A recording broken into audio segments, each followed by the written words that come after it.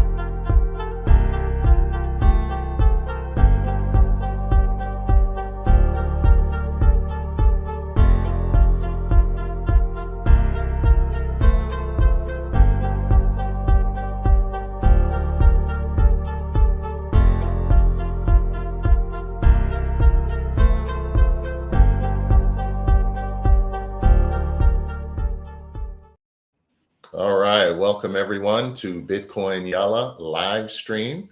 And today is going to be interesting. We have a special guest today who is brand new to Bitcoin.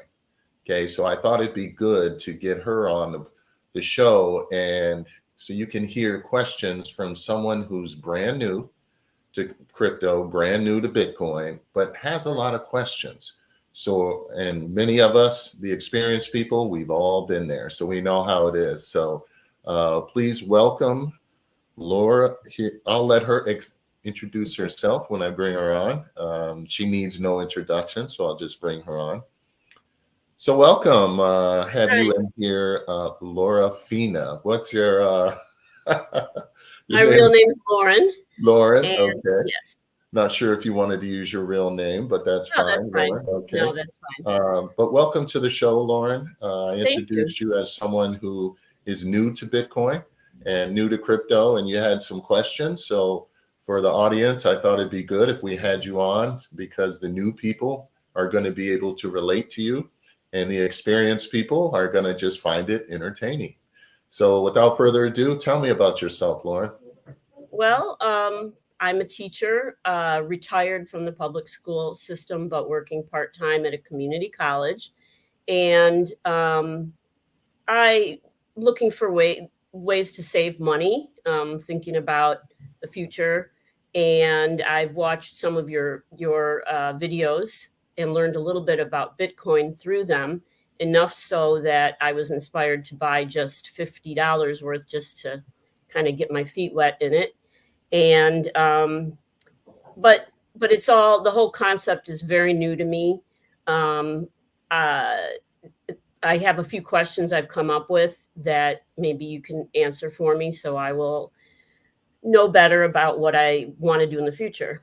So sure. First of all, I just, in terms of cryptocurrency, how did cryptocurrency itself, like, where does Bitcoin fit in with other cryptocurrency? Why do you believe Bitcoin is the best? I'll stop at that. I have other questions, but I don't want to ask them all at the same time. So okay, no, that's an excellent question. Well, it all started in about 2008. Okay, so there was the global financial crisis. Yes. When, I don't know if you remember that, me being a little older, I definitely remember that. And it was a bad time economically. Okay, the banks got us into a lot of problems and the market crashed. Okay, yes. So you had people with PhDs, master's degrees, driving taxis. A lot of people were unemployed. It was a really bad time. So during that time, a person by the name of, or people, it could have been a male, could have been a female, by the name of Satoshi Nakamoto, invented Bitcoin. And because they were tired with the way the government is running money, and they're tired with the manipulation of the dollar, but the big banks get bailed out and everyone else doesn't. The small businesses don't get bailed out. The individual families like mine and yours, we don't get bailed out. So whoever Satoshi Nakamoto is invented Bitcoin. Bitcoin was the very first cryptocurrency that was invented. Okay. And I call it a gift to the world because Satoshi Nakamoto, whether it's a man, woman, or a group, they invented Bitcoin, and then Satoshi Nakamoto went away and just gave it to the world and disappeared. So why do we not know if it's a male group or female? Like, I don't get that. Yeah, that's a great question, because this person invented it. They created what's called a white paper where they wrote everything about Bitcoin and they put it up on the internet for everyone to see and to read about, to teach everyone what it is. And then they went away. The reason they went away is because they didn't want any personal influence over it. Okay. So that's why there's a famous person called Michael Saylor. He's the Bitcoin's best spokesperson in the industry.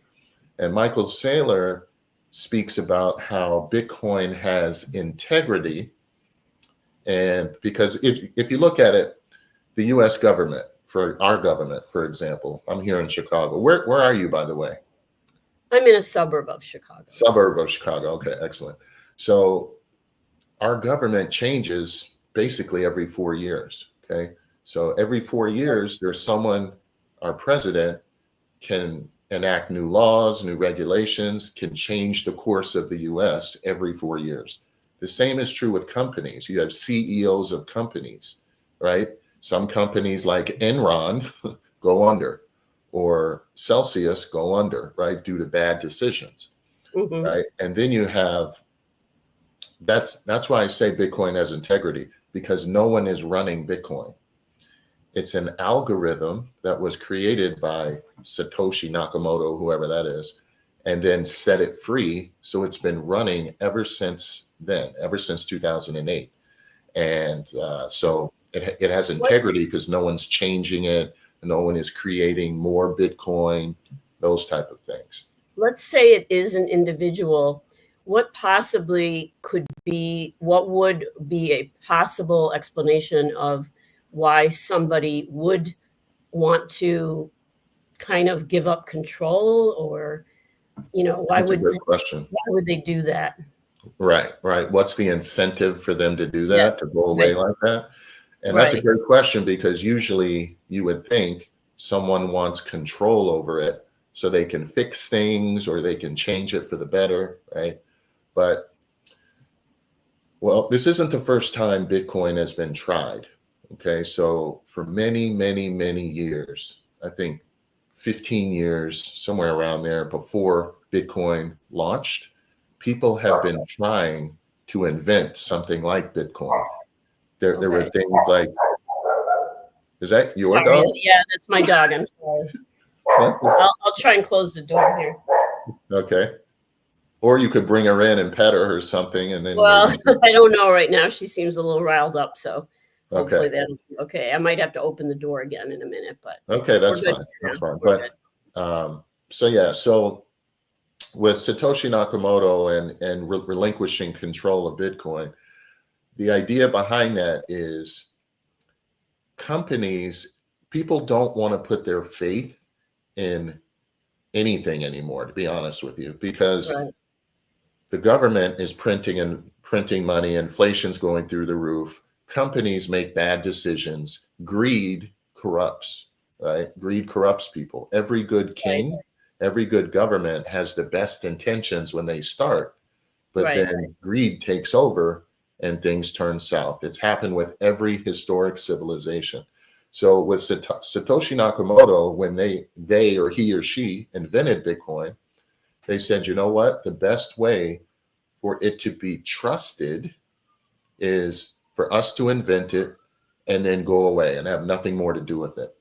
And when did that happen? When did 2008? That's when it went away. The Satoshi Nakamoto. Yes, that's when it was invented, and then Bitcoin was launched. Oh, and so they invented it, launched it, and then immediately went and did that, vanished. Yes, okay. I didn't understand that before. Yeah, that's why I thought it seemed a little weird that I thought they were around and then all of a sudden disappeared. But no, they went away. It was how it was meant to be. Okay, I get it. Yeah, they went away because, and let me explain a little bit more about why. Because if you, let's say, for example, I Zelle you $10 right now, right? The bank can see that. The government can see that, right? Everyone can see, well, not everyone, but those parties can see that transaction. If I send you money via Bitcoin, no one can see that because they don't know your wallet address and they don't know my wallet address.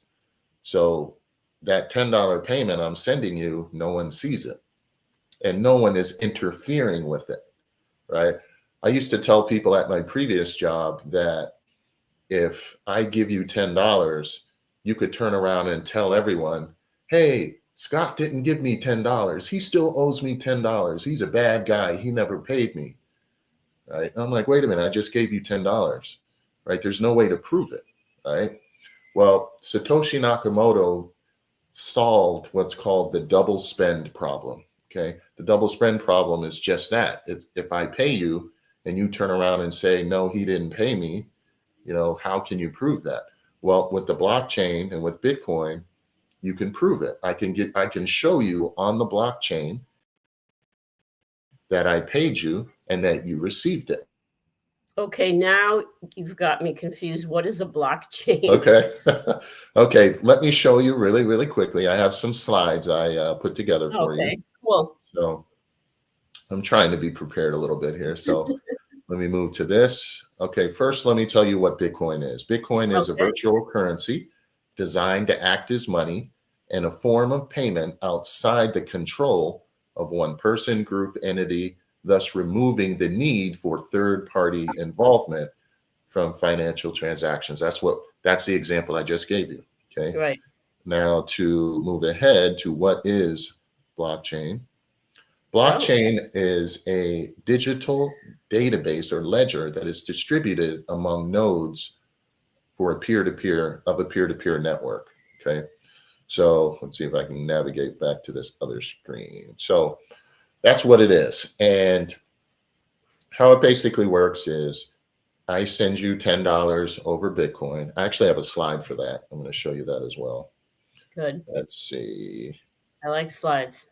Okay, good. I'm going to show you the easy slide. All right. Okay. Okay. So I'm A and you're B, right? So I send money to you. Okay. It goes in what's called a block of transactions. So I'm sending you electronically on my phone, Bitcoin, right? And it goes through what's called a block of transaction. That's like a little car that's driving it. Okay. Okay. Then it goes and is broadcasted to every party. Okay. Those are our nodes, N-O-D-E-S. Okay. What Nodes. mean every party? Yep. And then the miners approve the transaction. This is the fast version. The miners actually approve the transaction. So it's going to, there's over 1 million miners throughout the whole world. Okay. And each one is fighting for the ability to approve your transaction. Wow. Okay? And then once they do that, they get rewarded by getting a little piece of Bitcoin. Okay. So, and then once that is approved that, hey, this is a valid transaction. Okay. Then it gets put onto the blockchain. And then you get the money in your phone. Now the blockchain, I liken that to the internet is where websites live, right? If you have a website or you go to Google, Google is on the internet, right? The internet is where websites live. The blockchain is where cryptocurrencies live. Okay. That's where Bitcoin lives.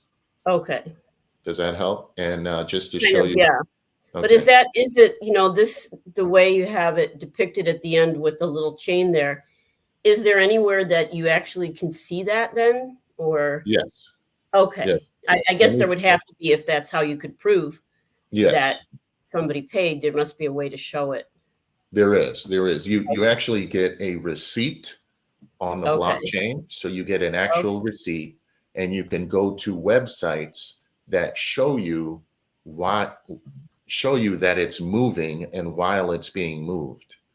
There's one for Bitcoin, there's one for Ethereum. Ethereum is the second most popular cryptocurrency. On Ethereum, it's called Etherscan. But if you look at this, this is a little bit more complex, but since you're a teacher, I know you can pick this up. I don't know. I'll try. But this one is just showing how Bitcoin moves. So when someone requests a transaction on my phone there, then it Yes. goes and it's broadcasted to the network, which I mentioned before, which are known as nodes, okay? And then the network of nodes, they validate the transaction, okay? And then it gets validated, as you can see the next step. And then once it's validated, okay, it moves on to the new block, and then it goes to your phone. I don't want to get too deep for the sake of time into this. No, and also I think when you're starting out, you can't get too deep into it or it's just too overwhelming. So exactly, that's why I'll just keep it simple with this slide. Right. So that's kind of how it works. Okay, cool. Okay. How do you oh, I'm sorry, I don't mean to interrupt. Go ahead. I was going to ask, you mentioned some other cryptocurrencies, and that this was the first. Is this the strongest, and why is this one better than the others? You're hitting me with the big questions, the hard one. I thought this was going to be easy. Well, I want to make sure I'm making the right choice here, so. Okay, yeah. Well, with Bitcoin, as I mentioned, it's the first one, okay, that was ever invented. Okay. Bitcoin has been through the fire, okay? It's been tried, it's been tested, okay? It's about 15 years old, okay? Now, the thing that's key about Bitcoin is there's only 21 million Bitcoin that will ever be, okay? Ever. Okay, so it's capped. How many are sold now, approximately? Of or what percent? Yep, there's about 19 million, somewhere in that range, Bitcoin that are already in circulation. They've already been mined. They're already in circulation. Okay, so the remaining two-ish, okay, don't quote me exactly, but two-ish, they have yet to be mined. Okay, so those won't be mined until the year 2140. Okay, that's when the full 21 million Bitcoin will be available. Okay, but what's interesting is of the 19 million that's available to be purchased, right? There's only about, they're saying now the most recent numbers, about 2 million that have not yet been purchased. Oh, wow. Okay. So then you have anywhere from 5 to 6 million Bitcoin that have been lost or stolen. Okay, no one knows exactly the amount, but we're guessing it's about 5 to 6 million Bitcoin that are lost. Yeah. How does that affect people when they're lost or stolen? These two big of questions. I don't know. No. That's a great question. Okay, so if you lose your, let's say you now you bought Bitcoin, right? So you said you watched one of my videos and then you bought some Bitcoin. Did you buy it through Cash App or where did you buy it? Through Venmo. Venmo. Okay, good. So Venmo is like Cash App or PayPal, right? So the good thing about you as a new person buying on Venmo is if you lose your phone, right? Or if you forget your password to Venmo, you can always get it back. Okay. That's the good thing for you. So there. Right. So so if your phone breaks, someone steals it, you hit your head and you just lost your sign in, you can always show your ID to Venmo. They can verify you and you can get your passcode and get access to your Bitcoin. Okay.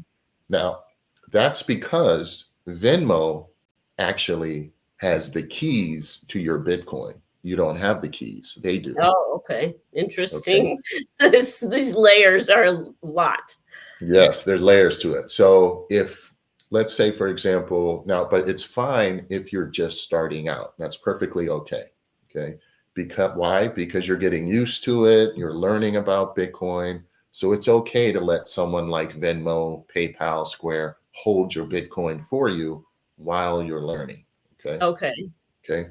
But once you, and I tell people this all the time, once you get a large enough amount in your Venmo or Cash App or Right. Square, Like, what would you say? then you want to take personal custody of it.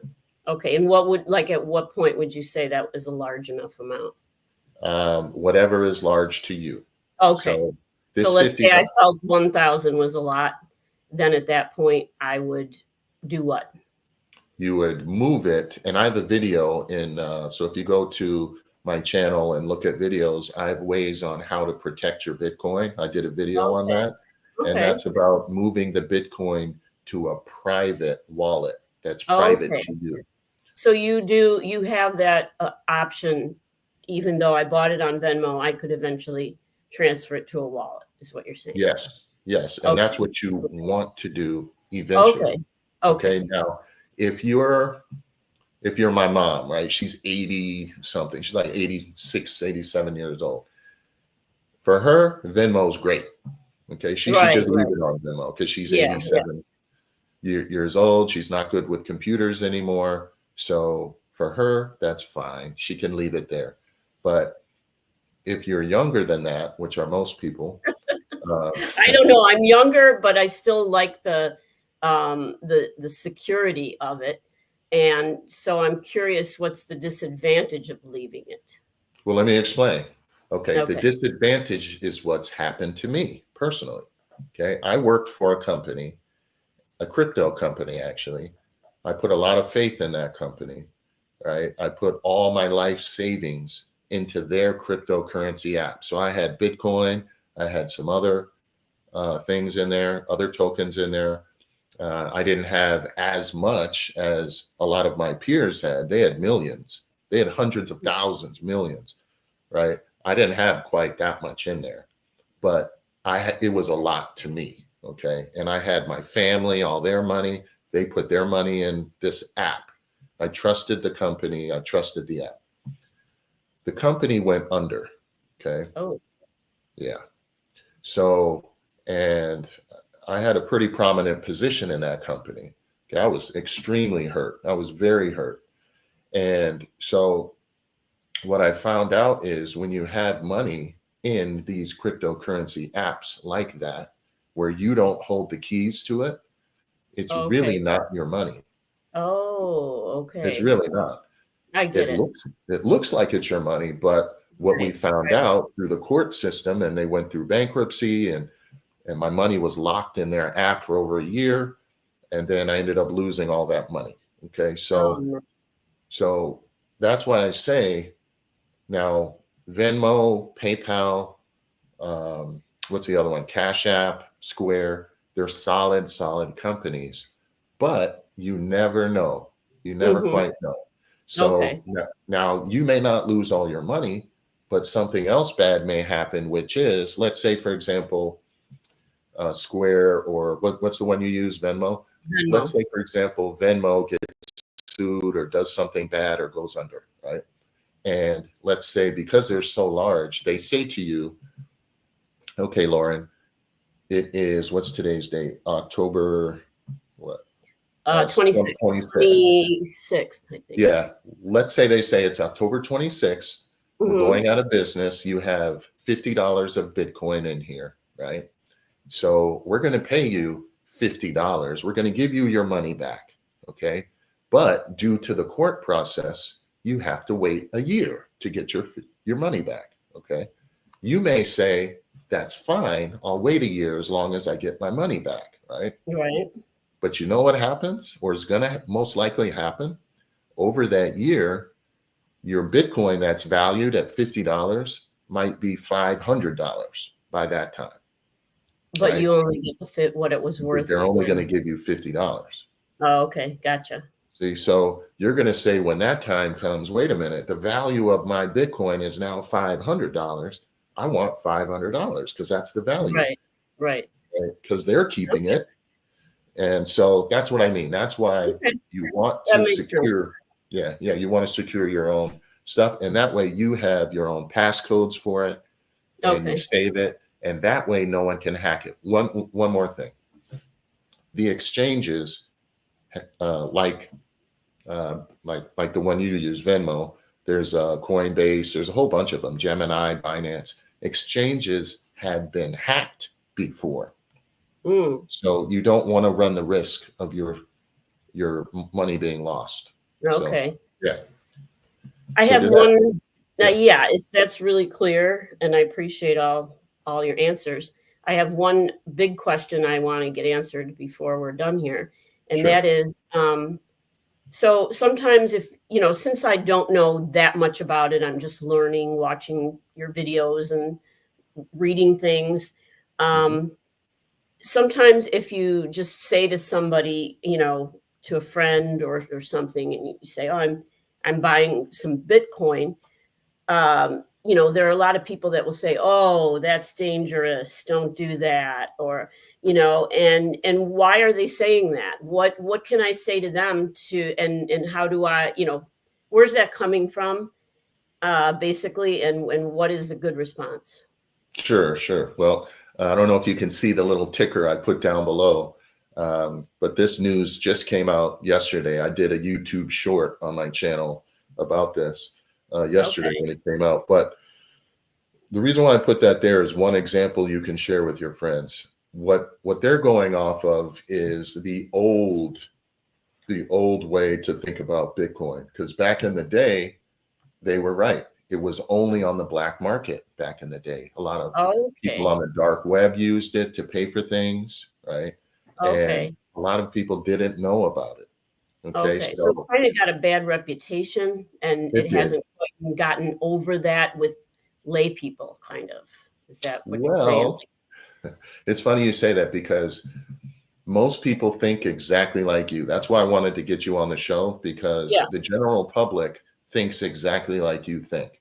Us people in the industry, we know the difference, but that's why it's refreshing to have you come on the show because you can shed light as to what everyday people are thinking. And but this is quickly changing for these reasons. One, the country of El Salvador, okay, was going under, like Venezuela, Argentina. They adopted Bitcoin as their reserve currency, and it saved their country. Now people are looking to move there. Okay, that's one example you can share with them. The other Wow. is um, BlackRock, which is the largest financial firm here, I think, in the world, but at least here in the US. They manage about 10 to 12 trillion dollars. Okay. They recently invested, and I mentioned this in my last video called Perspective. Um, in that video, I talked about how BlackRock bought $2 billion worth of Bitcoin. Okay. And they're the financial leader in the world. Okay. So if they Wow. did it, what they did is they brought validation to Right, Bitcoin. right. Yeah, I got it. So now Fidelity is buying it. Okay. All the big Yeah, financial right. firms yeah. So Okay. I would use things like that, but most people and And it doesn't historically, matter really what other people say, or, I just kind of want to know in my mind, I want to have that security of knowing that I'm right, that they're wrong if they're saying it's not good. So yeah, that helps to understand all of that and to know, what how it's changing in the world and changing the world and in yeah, yeah, currency. So, exactly. Because now you have other countries looking at it too. Suriname is another one. You have many other countries. You have the presidential election coming up in a few weeks, and Bitcoin is a hot topic around that. You have uh, candidates that are for Bitcoin, and there's a discussion now about Bitcoin with the candidates. really. That's never happened before, ever. Right, So, right, right. So that's big. Yeah. and they're not going to, if Bitcoin was a scam, you wouldn't have the nominee, Trump, going to the Bitcoin conference speaking about Bitcoin, or RFK going to the Bitcoin conference speaking about Bitcoin. If it was a scam, they wouldn't be allowed to do that because their teams vet all of that like you wouldn't believe. So Okay. that's another thing you can mention too. Whether you're for Trump, against Trump, it doesn't matter. What matters is their teams are investigating and uncovering every stone about something before they'll let their candidates talk about it. Okay.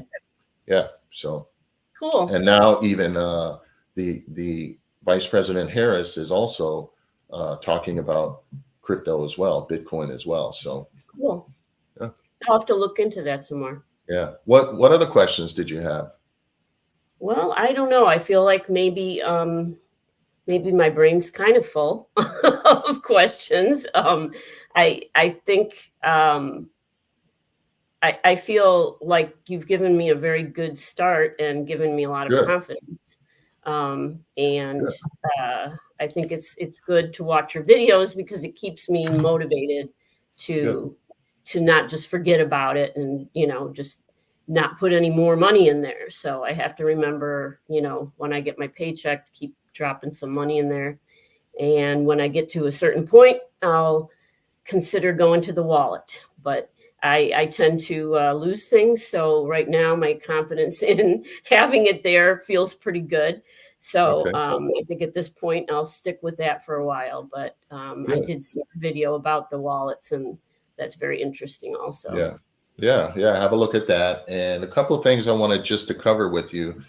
Just want to make sure I'm respecting your time. Let's see. Okay, we're not quite there yet. We have a few more minutes left, so I'll try to be quick here. But one thing I wanted to cover with you is I want to prepare you for the volatility of it. Okay, it goes up and it goes down. Because you're new to Bitcoin, the thing that I really want to explain to people and make sure you understand is it's not a straight line up, okay? Because it's a new technology, okay? 15 years new, but it's still new, okay, compared to traditional finance. So with anything new, there's going to be fluctuations, okay, because it's still working its way out in the general atmosphere in the world, okay? Same with the internet. I'm old enough to remember when .coms first came. Do you remember that? When .coms first came? Yep. You're dating yourself like me. So, but when they first came, you had companies saying, I would never do that. We don't need to be on the internet. Why be on the internet? It doesn't make sense when you can just drive down the street to the store, right? Remember that? Sounds really crazy now that anyone would even think that way, because now it's the opposite, really. Exactly. Yeah. And the same is happening now with Bitcoin. And that's why you see these big swings. But one thing I will give you is hope for it, because your money may be $50 today. It may be $45 tomorrow, maybe $55 the next day, right? But in the end, the overall trajectory is going up. Okay. But so I just want to calm those fears, because in the olden days with Bitcoin, we used to have, and I did a video on this in perspective. This is under my perspective video. There were 90, 80% swings. Okay. Right now, Bitcoin's around 66,000. It was not uncommon for it to drop to, if it's 66, to drop to 20,000. Wow. Right? Imagine how scared you would be, right? Right. Now, with all these institutions coming in, the BlackRocks of the world, you got micro strategies with Michael Saylor buying a lot. So now when Bitcoin crashes, it doesn't crash as much, because there's so much Bitcoin out there with these traditional investors who they don't get scared. It's just you and I who get scared. Right. Price fluctuates, but the institutions, they have a 10-year view, a 20, Is there any kind of like catastrophic situation you could think of that would definitely affect it, make it, really drop? Or that's a great question. Great question. And that's why it has dropped in the past. And that's why it was invented, because of 2008 financial crisis. But in terms of, is there anything that can derail it, anything that can hurt Bitcoin right now, unless like a meteor strikes the earth and we're all thrown back into the Stone Ages, that's something that could hurt us, right? A solar flare that burns up. I guess everything would be hurt in that case. We wouldn't be worrying too much about right. You'd have bigger things to worry about. But other than that, the Bitcoin network has gotten so big. It's almost too big to fail now. It's so big. They use the computational power, and I won't get detailed. I know you're new, so I won't get into this too much. Right, but right. the amount of computational power of the Bitcoin network is bigger than the US Navy's computational power. It's huge. So, Wow. and that's through the network effect, but I won't get into that. But yeah, to answer your question specifically, is there anything that can derail it? Now, it's hard to picture, because in the past we would say regulation, a president could ban it, right? And over in China, they tried to make it very difficult to buy Bitcoin. Okay. Some people said they used to ban it. Some people said they banned companies who work with them. Well, it's still flourishing in China. Good to It's still know. going. That's good. So is there anything? Honestly, I don't see it. Why? Because the US politicians have Bitcoin. Yeah. Okay. Large corporations like BlackRock have Bitcoin. Right. Other countries are buying Bitcoin. Yeah. And it almost seems to me like, I mean, the more I learn about it, honestly, the more I feel like if if you don't get Bitcoin, you need to get with the program, kind of like, it seems pretty obvious that it's the smart thing to do. So yes, it is. I'm going to keep going with it. Good. Congratulations. Yeah. And that's why I tell people too. Thank you for all your explanations and, your videos that got me to the point where I know I'm just really a newbie and just, like I said, sticking my toe in the water, but that's how you got to start. So the more confident I get and more I learn, I think I'll be continuing to watch your videos and buy Bitcoin. So thanks for all your good explanations. Good. Also, I'm going to also have a look at Michael Saylor's videos as well. And I'm going to do, in my next few videos, I'll show some quotes from him, because I know you don't have a lot of time. Other people don't as well. So I'll try to recap a lot of his work and try to show some snapshots of it too for you, so you can see on the channel. But any last questions before we wrap up? No, I can't think of any right now, but I just, I really appreciate all your help. Well, thank you for coming on the channel, and thank you for being brave enough to come on, especially someone who's new to Bitcoin. It was my pleasure. Thank you for having me. Yes, and feel free to come back anytime after you've learned quite a bit more. It'd be interesting to see your thoughts as a veteran once you get to that point. We'll bring you all back. Right, yes. Bring me on in a year and see where I've come. We'll do. We'll do. Okay. All right. Thanks again, and you have a great day. Take care. Thank you. You too, Scott. Bye-bye. Yep. Bye. All right, everyone. That was Lauren there. Very, very pleasant young lady there who is new to Bitcoin, and she took a dive in. She bought $50 worth, and it's starting her journey. So congratulations, Lauren. You're on your way. And we will do a follow-up. I know a lot of people say that, but I will actually get you back on the show later after you're a veteran and pick your brain and see your thoughts. So but to everyone else, thanks for tuning in to our stream here. Thank you for watching, listening. Go ahead, like and subscribe. We're going to have lots of new things like this that are going to pop up, and try to bring as much value as I can to you and keep you entertained at the same time. So until next time, I'll see you again. Like, subscribe, and we'll see you next time. Thanks, guys. Take care.